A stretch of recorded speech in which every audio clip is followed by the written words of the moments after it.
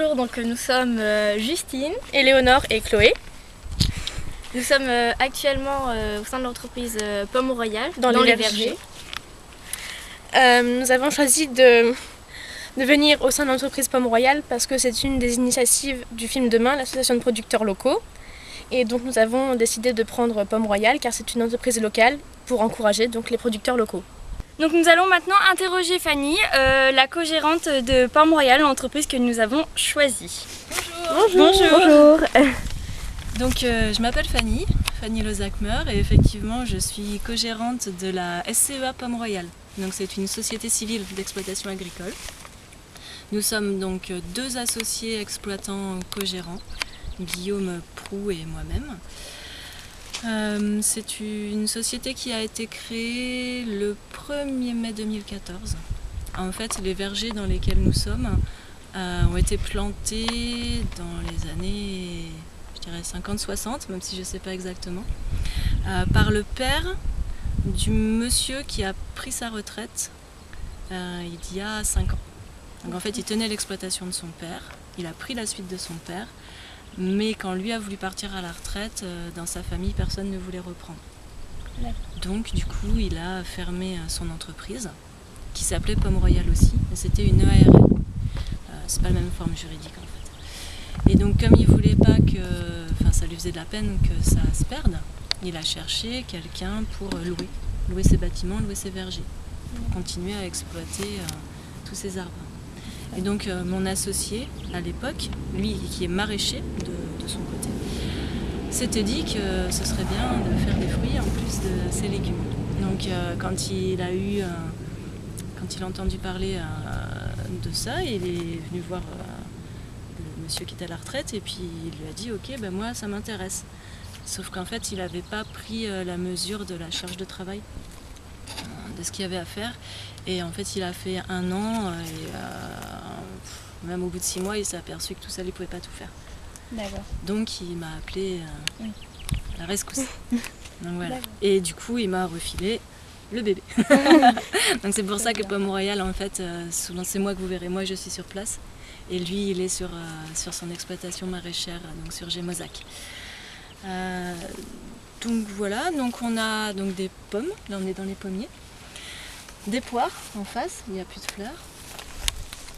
On a aussi des cerises, des abricots, des pêches, des nectarines et des prunes. Donc ça fait beaucoup de fruits. Ouais. Donc heureusement tout se cueille pas au même moment. Oui. Donc voilà. Donc ce qui fait qu'en fait, en tout, si on compte toutes les surfaces, y compris les chemins de tracteur, l'ensemble des parcelles que nous louons, ça fait 20 hectares. Mais tout n'est pas planté. Alors on est en train de planter, on en plante d'autres. Mais grosso modo, on va dire qu'il y a 7 hectares de pommiers, un peu plus d'1 hectare de poires, 2 plus 2 tout jeunes hectares d'abricotiers, 2 hectares de pêche nectarine, un peu plus d'1 hectare de cerises. Bon, grosso modo, ça se répartit comme ça, mais on est en train d'en planter d'autres. Donc on va planter d'autres poires, on va planter l'année prochaine d'autres nectarines, voilà. Parce qu'en fait, quand Guillaume, donc mon associé, est arrivé, il a eu cette entreprise qui était grosse parce qu'elle avait beaucoup tourné, mais du fait que le monsieur ait cessé son activité, il n'y avait plus de circuit de distribution. Il n'y avait plus qu'un seul qui était encore actif. Et donc il a fallu très vite trouver comment faire pour faire rentrer de l'argent parce qu'il y avait beaucoup de charges fixes. Donc recréer des circuits de vente en fait. Donc la vente sur l'exploitation, effectivement, mais c'était pas suffisant. Parce qu'à l'année, là actuellement, on a 4 employés. Plus après pour les cueillettes, on peut monter jusqu'à une douzaine ou une quinzaine. Ah oui. Donc ça fait beaucoup de frais, sans compter les chambres froides qui sont immenses, qui tombent en panne. Voilà, ce genre de choses.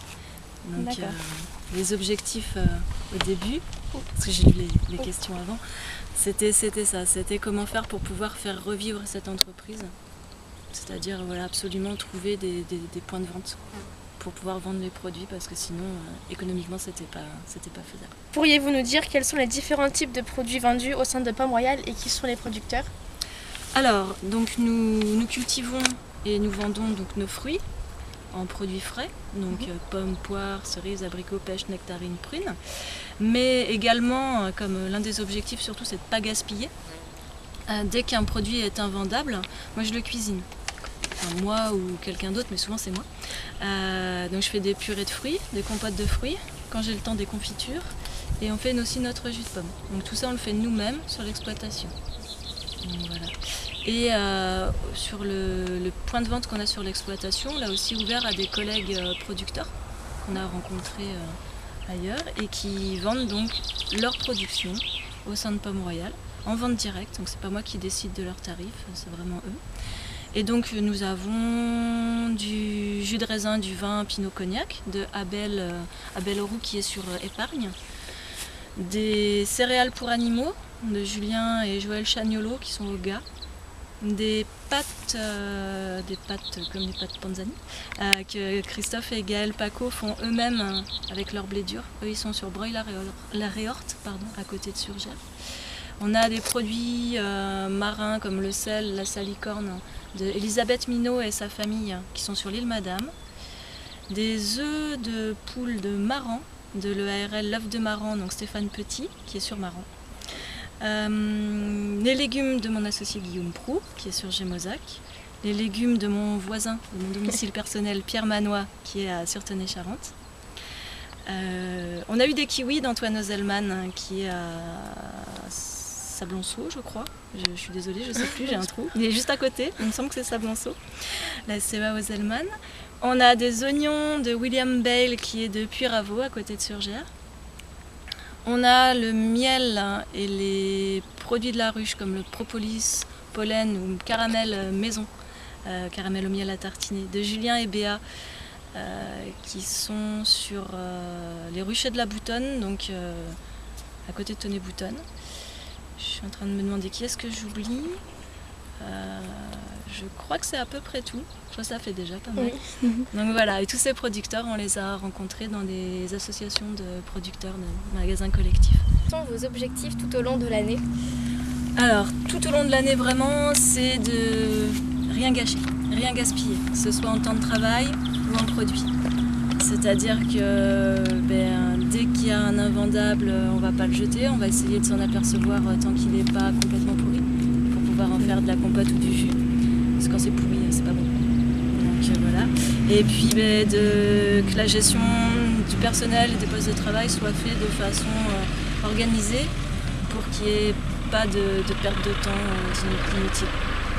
C'est vraiment, comme je disais tout à l'heure, on a une entreprise qui a de grosses charges et qui n'a pas beaucoup de circuits. Donc il faut...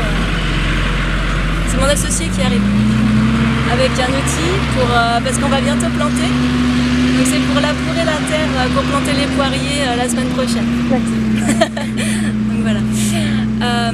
Donc oui, tout au long de l'année, de rien gâcher, de faire attention, de ne pas gaspiller du temps, de ne pas gaspiller de l'énergie, de ne pas gaspiller des produits. C'est vraiment nos objectifs, c'est ça. Pour pouvoir sortir suffisamment d'argent pour pouvoir financer l'entreprise, les emplois et nos salaires. Êtes-vous satisfaite de votre niveau de production et de vente? Alors oui, on va dire oui, on avait des objectifs qu'on s'était fixés de façon réaliste, on les a atteints. Alors ça pourrait être mieux, mais voilà, chaque année on a des objectifs suivants, on avance. Chaque année on arrive à atteindre nos objectifs, alors il faut pas se relâcher, mais oui, on est satisfait. Et notre niveau de vente aussi, même parfois j'ai un peu de mal à faire toute la compote que je vends, ça me prend beaucoup de temps, mais non, ça va. Quelle est la saison où vos acheteurs consomment le plus de vos produits? Alors on a deux saisons différentes en fait. On a l'hiver avec notamment février-mars pour les pommes et les poires, c'est vraiment le cœur, on vend beaucoup. Et les compotes aussi, l'hiver. Et après, la saison estivale, surtout dans des abricots, pêche, nectarine, donc juin, juillet, un peu sur août. Et après août, on n'a plus d'abricots, et quand on n'a plus d'abricots, les gens ils viennent moins. Voilà. Sur quelle zone géographique vous situez-vous? Alors, l'exploitation est sur Corme-Royal. En fait, on a 4 parcelles différentes, mais dans un rayon de 3 km. Donc on a un point de vente sur l'exploitation, donc à Corme-Royal. Et après, nous faisons partie du magasin de producteurs de Surgères, à la ferme de Nice, du magasin de producteurs d'Angoulins, qui s'appelle 100% Fermier, du magasin de producteurs de Royan, Escale Fermière. Pour mes pics de production en fruits d'été et pour mes compotes, on fait partie aussi de la ferme Saint-Onne, à Saintes. Et ensuite, mon associé a sa sœur qui habite à Gujan-Mestras, à côté d'Arcachon, et qui vend sur son exploitation aussi. Et donc en fait, elle me prend, ils sont ouverts d'avril à septembre, et elle me prend mes pommes et mon jus de pomme. Donc grosso modo, le plus au nord c'est La Rochelle, et le plus au sud Est-ce que vous vous engagez à limiter votre taux de pollution au niveau des arrivages des produits ou d'importation? Alors, de l'importation on n'en fait pas.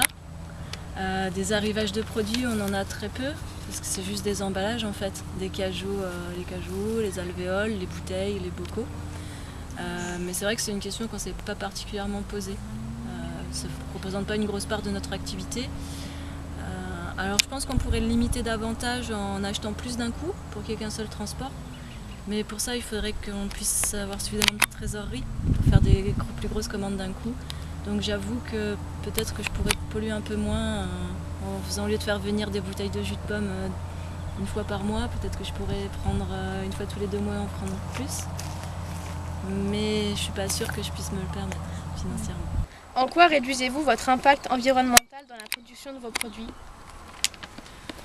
Alors, de 2 façons, je dirais. D'une part, comme je disais tout à l'heure, parce qu'on ne veut pas de gaspillage, donc on essaye de grouper les livraisons qu'on fait. Et même avec mes autres collègues producteurs, je peux livrer pour eux, ou ils me déposent les produits que j'ai besoin à un endroit où on livre en commun, pour éviter des circulations trop nombreuses. C'était pas forcément dans un but environnemental, c'est plus pour limiter notre quantité de travail, mais bon, ça a un impact. Et après, par rapport à tout ce qui est traitement phytosanitaire, vous avez sûrement vu des émissions, les pommes sont beaucoup traitées, tout ça. Bon, nous déjà, on ne travaille pas avec la grande distribution. Donc on n'a pas besoin d'avoir des pommes d'aspect parfait. Du coup, on traite vraiment beaucoup moins. On utilise des produits bio, des techniques bio tant qu'on peut. Parfois, c'est pas toujours suffisant, donc il faut utiliser du conventionnel, mais on va utiliser du conventionnel seulement quand on aura vu qu'il y a un problème, et pas partout en prévention. Parce que nos clients aiment que les pommes ressemblent à celles de leur jardin. Donc nos circuits de vente font qu'on peut se permettre d'avoir des défauts sur les pommes sans que ça nous pénalise. Donc voilà, la réduction de l'impact environnemental, je pense qu'il est surtout là-dessus par rapport aux différents produits de traitement qu'on n'utilise pas, ouais, grosso modo, ou qu'on utilise mais en bio. Nous vous remercions de nous avoir accordé quelques minutes de votre temps libre. Autant consommer et acheter des produits locaux au lieu de consommer des produits importés d'autres pays. Il vaut donc mieux privilégier les circuits courts. Consommer local.